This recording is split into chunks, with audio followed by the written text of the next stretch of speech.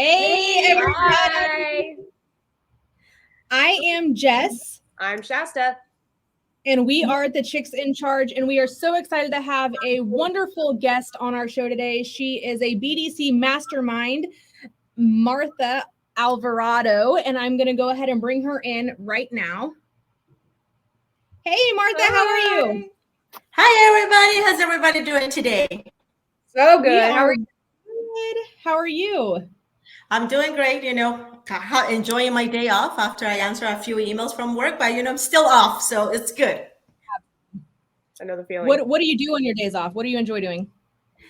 You know what? I like taking some time at home with my dogs. I feel that they left alone most of the day, so I like enjoying like the morning or the afternoon with them. Always gonna have a few cup of coffees throughout the day. A good salvi, always, have coffee all day long. And I'm actually just running errands. Life sometimes is so busy, so I'm glad that I have a day during the week that I can just go and do so many things. And sometimes I wonder, how did I do it when my kids were little? The question, because I feel sometimes that I don't have time right now, but my kids are older, and when I see everybody with the small kids, how did I do it? How did I do everything? So it's like maybe the older that I'm get, the less multitasker that I have gotten, and it worries me. Or it was just like the pressure of the kids, but it feels good. It feels good to sometimes just enjoy the day and try to relax at home. I try to stay at home as much as I can sometimes. Absolutely. When you're working 5-6 days a week, it's nice to have that day off, huh? Yeah. So Martha, we know that you are a BDC mastermind, and we want to hear about your experience, inside of the dealership, working with your team. What are some trials that you guys that you have experienced, and how have you overcome them? Do you mind just giving everybody a quick backstory about you, where you started, and how you got to where you are today? Sure. No.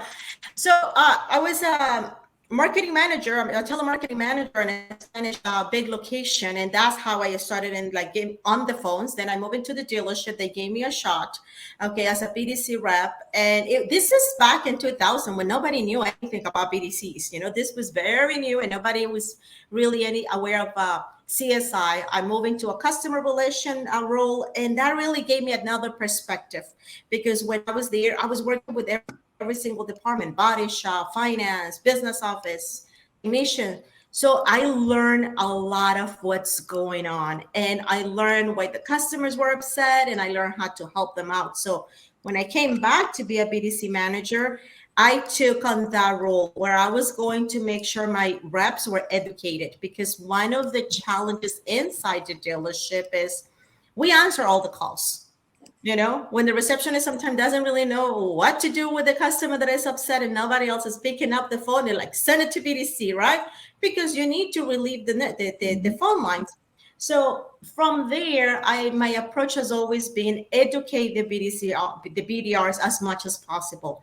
Make them understand how everything works. So I usually, walk them into the reception and pretend, I let them know how it goes when they sit down with the salesperson and works with the floor managers, what the sales manager do, what happened with our sitting in finance, all the conversations that they kind of have, what happened when they take delivery of the vehicle. So they have that visual understanding of what's the customer journey when they're there and after they leave, because it's easier for them then to, even when we're doing follow-up, to see where they're at and, kind of have an idea. It's like a mental map, I would say, and it helps you to provide a better service when they're answering the phones. Yes, it does. And less frustration, because I think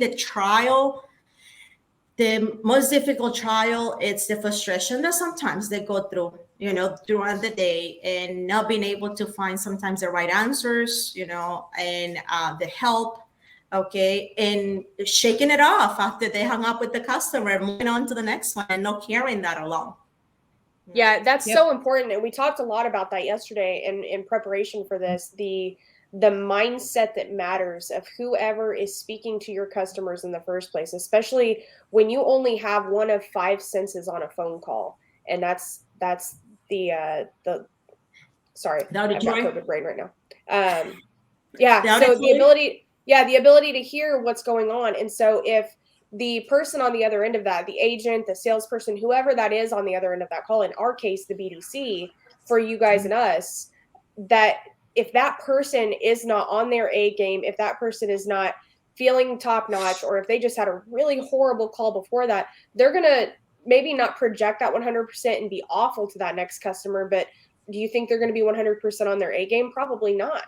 So it's so important to be aware of those things. And we call it the energy. I don't know what you guys call it in your center, but we call it the energy, and keeping the energy in the room up and keeping everybody hyped up and excited. Is that something that you find that you're always doing in your BDC as well?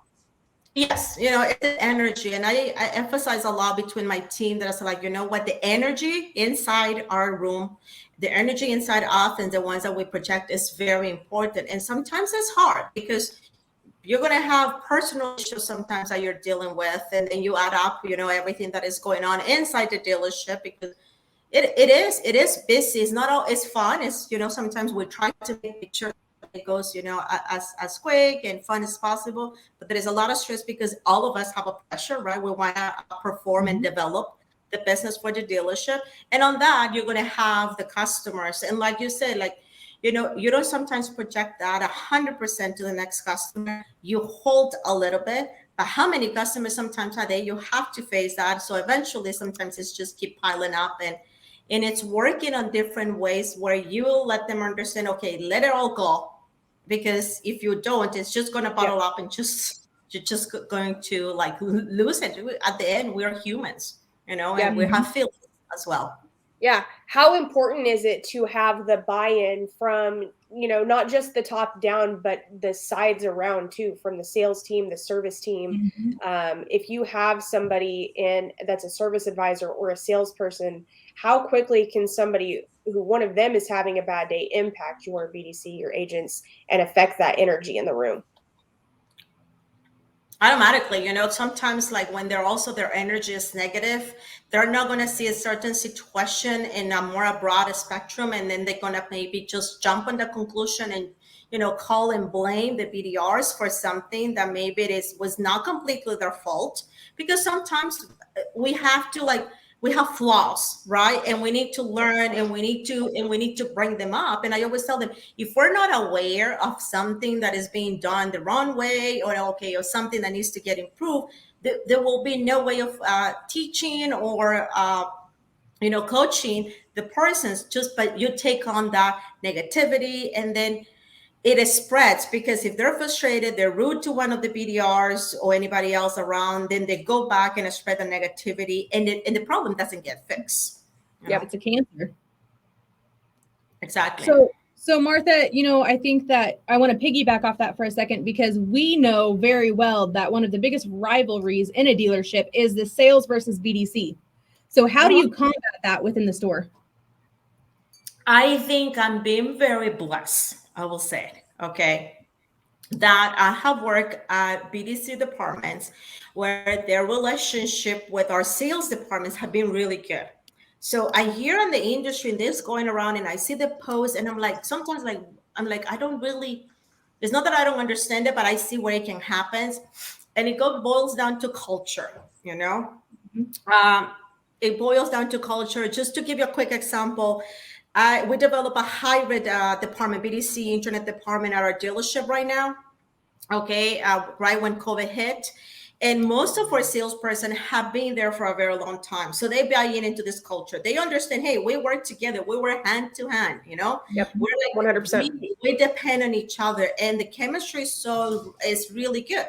Well, recently we have started to add salespeople that are coming from some other places, and when I bring them and I start training them and they see the BDC, the first question is exactly how do you as BDC get along with your sales department?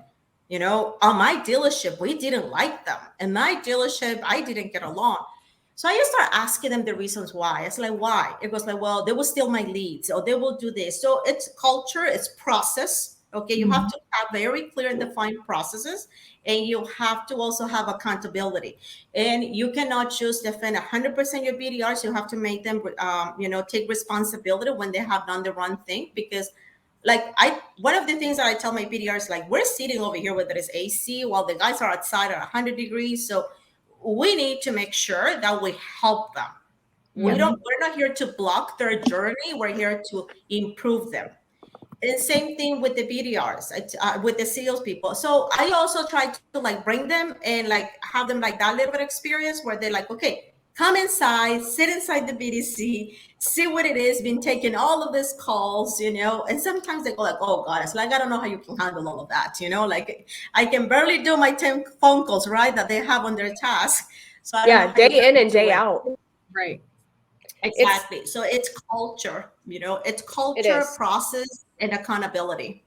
You know, how important is it that comes from the top down? Like, I'm sure with your time in doing this, you've worked with, and you know, you don't have to name any names. I don't want you to name any names, but bad leadership at the top. How do you think that impacts things at the BDC level when you don't have somebody at the top who appreciates the collaboration between BDC and sales or BDC and service? You look, when that happens, the BDRs feel you lose credibility with them, okay? Because as their leader, they feel that, okay, what are you doing for us? What are you doing for us to protect us? Correct. I did work in one group, very, very short time. The GM was a big believer of having a BDC, but their GSMs weren't. Okay. So the first, I think, full month that I have the BDC sales working for the three dealerships, one of the dealerships did outstanding numbers. But this GSM was on board. He goes like, I'm going to do whatever I need to do. This is new for me, but I'm here to help you and to support everybody. The other two, they were just going against the idea of having a centralized, just having a BDC. And it's because accountability. Again, because when you have a BDC, then your sales department has to be held accountable to the things that they may not be doing the right way. And sometimes the GMs and the principals are not even aware of. And it didn't work out, you know, 4 months after. I mean, they changed the structure 3 times in the 5 months that we were there. Okay. And I could see how my reps were just getting completely frustrated. You know, they didn't know what to do with the call. They didn't know really. I mean, is it worth it that we make an effort of like bringing this customer in? They're not even appreciating it. When you have the support, when you have everybody's trust, and it's different, because then the reps get those shoes of ownership. You know, I'm going to come, I'm going to sit down, I'm going to do my work, and I'm going to do my best because, you know, I am responsible for developing more business for this institution. And one of another things that I tell them from the minute that I hire them is that we're like the lungs. And I keep saying this, we are like the lungs of the dealership. And I tell them, okay, we don't micromanagement. Everybody's going to work on their own pace, and everybody's going to be responsible for what they're doing. You have to just remember, in our shoulders is the responsibility to make sure that our advisors have a job, the salespeople have a job, and the whole dealership. Because we need to bring the business, we need to drive that business back. And when you make them realize how big a responsibility that is, they take ownership and they do their work, and they try to do better every single day. Yep. Well, sorry. Go ahead. As the BDC, you're not just putting food on your own table. You're putting food on every single person's table that is in that store, that is relying on it. That's a lot of pressure. It is a lot of pressure. It is. I always tell them, hey, when the service drive is empty and we look through the window, we're like, you know, we gotta get our heads on and work harder. I mean, like, it's not that we don't work harder, but we gotta be more creative sometimes. Okay, what are we doing right now? That this day doesn't look too busy. What else can we, you know, I mean, turn around very quick? Because, you know, in the BDC, you have long-term follow-up, you have short-term follow-up. And in the sales side, it's the same thing. What else can we do? What can we tackle? So every Friday it's like a plan. Okay, what's the game plan for this weekend to make sure that we have, you know, really good return from what we're doing. But they feel proud. You know, they feel that pride when they're like, oh my God, did we see how many cars we moved this weekend? Do you see how many cars we sold this weekend? And it feels good. You know, and when the managers come and thank them, they feel.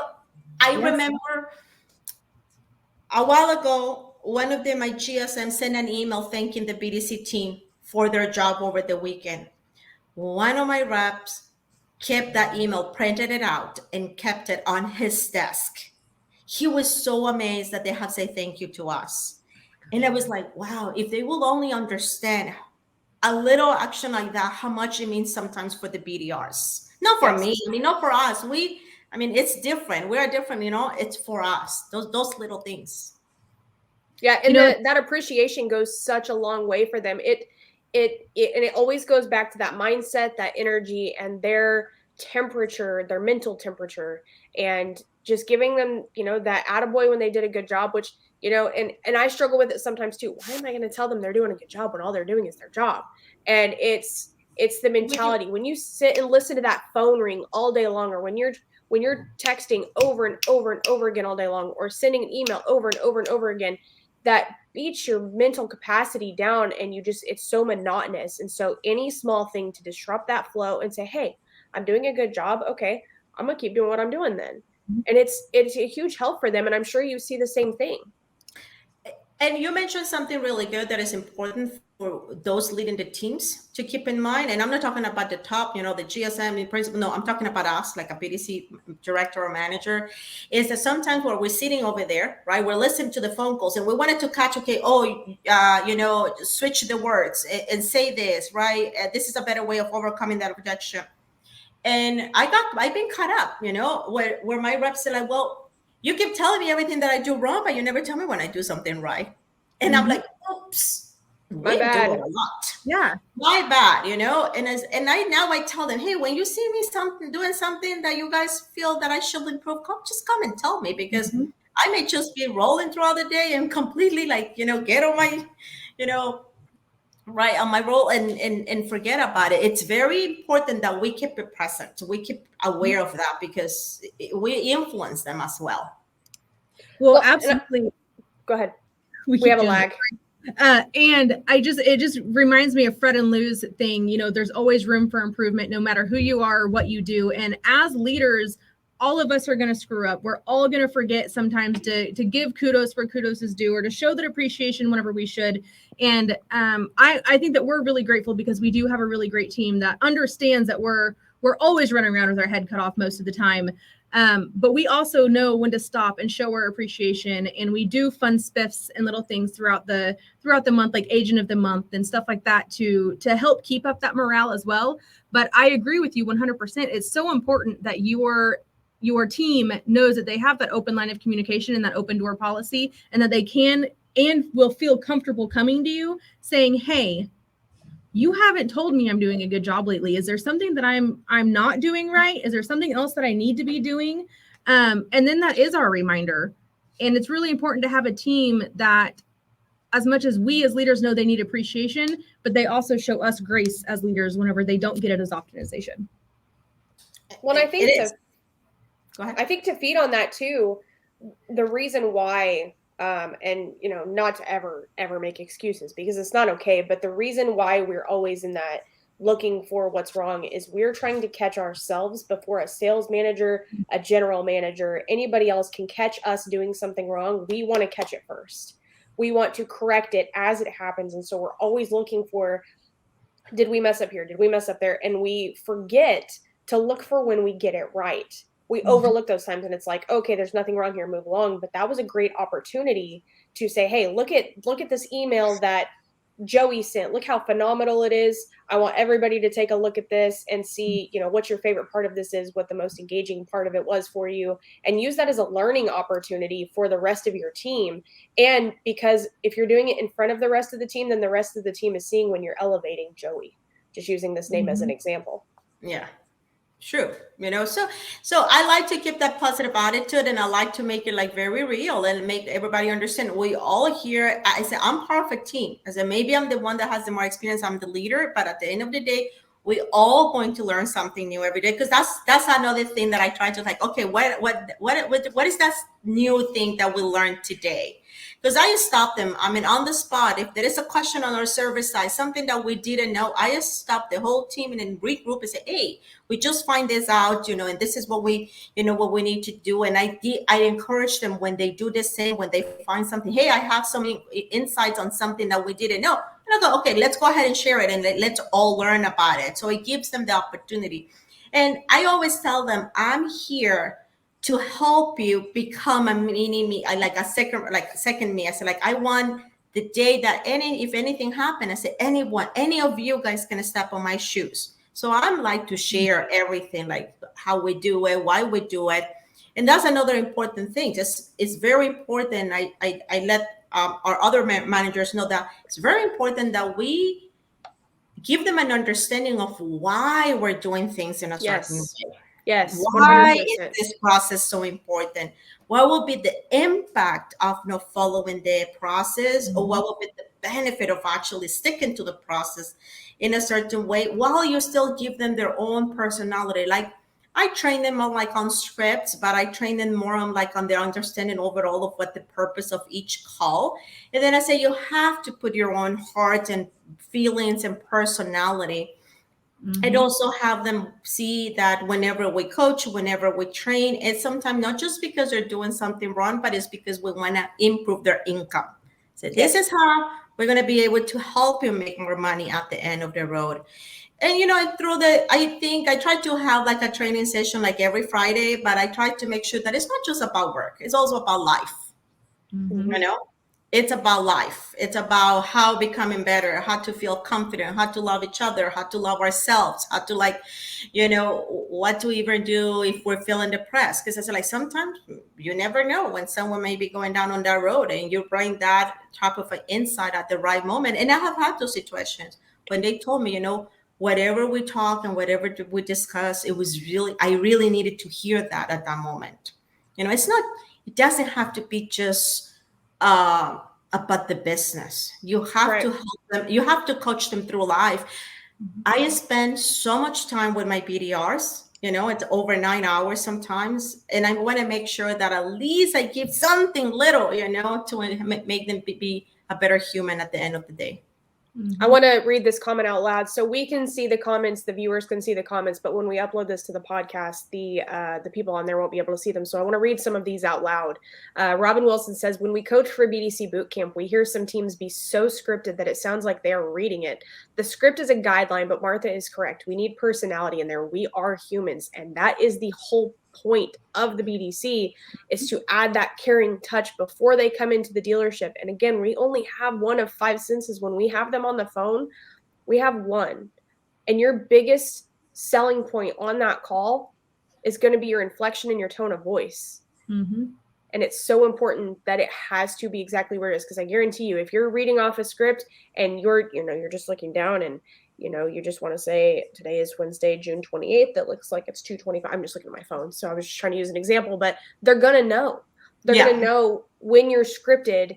If you're not adding your flair into that, your personality into that, the customer is going to know. It's automatically going to take down the trust factor because they're going to assume you don't know what you're talking about.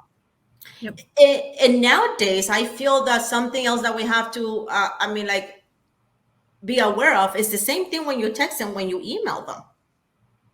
We're so used to use templates, right? For emails. I see companies say like, I have all of these text templates. I have all of these email templates. It's like, you cannot just text a template or email a template anymore. If you don't, we've been talking for the last year and a half. Loyalty has gone down. Customers are not loyal to brands anymore. There is so much going on. They just want to be sometimes trendy, right? Or the social media is just going to direct them to different places because based on experience, because now they post everything. So it's the connection. It's the connection that you're going to build through that email and through that text message, and help them be on their right mindset is so important, because otherwise they're just going to forget and they're just going to type it away. Well, and I'll tell you, it's one of the reasons why I created my own templates and I stopped using what was in the CRMs, because what was in the CRMs was so basic and so non-engage worthy. And so we've talked about this in a previous show, I think maybe episode 1. But I ended up creating my own templates because I was at the point where I didn't necessarily always trust that the agent was going to say the right thing. And that sounds awful, but you want to make sure that what's going out is not just checking a box, but that it's built for engagement, and that the whole goal of this isn't just to say, I sent an email, I completed a task, but we want that customer to reply. and they're getting the same type of emails from every dealership they're shopping with. And we know when they're shopping with an average of 3 dealerships every time. When they put in a lead, average of 3 stores. So we need to stand out from the other 2 and make sure that whatever we're saying is above par and is interesting enough that it makes them want to engage. So I want you to know that I read what you wrote. I'm interested in helping you get the vehicle you're interested in. If it's a trade lead, I want to know more about your trade, more than you already told me. What information additionally can I get from you, and how quickly can you get here for my appraiser to look at that? He's very interested in that vehicle, and we need to appraise that as soon as possible, because I've got a buyer who's ready to buy that tomorrow if we can buy it today. Yep. It's the connection. And I think those are the mindsets that we have to work a lot on the sales teams, okay, to change, because for years, we always tell them, what's the call of your phone call, the text or your email? Oh, setting up the appointment. Yes. Okay, but what's the purpose? You got to develop that connection. If you don't develop that connection, you don't earn the right, like we were talking yesterday. And I always tell them, it's like a dating game. I say, you don't go and ask for a date. You don't go and ask for the date if you haven't built a connection, and you have to be able to do that through your emails. It's always having a hook, leaving a hook on your email or your text for them to be like, say, oh, I want to talk to this person, something, there is something here that I feel that I should reply, to the text or anything else. And like I said, making them aware that you're trying to help them out. So yeah, that's something that I've been training in the last probably, 2-3 weeks, leaving different type of voicemails and working on the emails because it's important. And that brings up an interesting question for me. In the day of transcribed voicemail, what would you say is the most important piece of information that agents constantly forget to leave out of voicemails? Ooh. Oh, I would say it is their name. I like that. Mm-hmm. I'll say that sometimes when you leave a voicemail, you say who you are, but it's like in a scripted way. Hey, this is Martha calling from, ABC Motors, blah, blah, blah, blah, blah. And we go so fast, especially on voicemails. We just want to sometimes just tackle the task, right? I was training my sales rep and I said, the end of your voicemail has to have your signature. Be unique, Be also clear, speak up, like make sure that they understand who you are, okay, and create a phrase or something that you can brand yourself. Yes. And say that at the end, because among all of the people that send a text message or everybody that leaves a voicemail, you're going to shine, you're going to stand out. Yep. 100%. And I'll tell you, and I know you can back me up on this. I know for a fact you can. In the years of us doing this, how frequently does everybody automatically revert to, hi, this is Shasta calling with ABC Motors. Give me a quick call back at 417-540-5955. Click.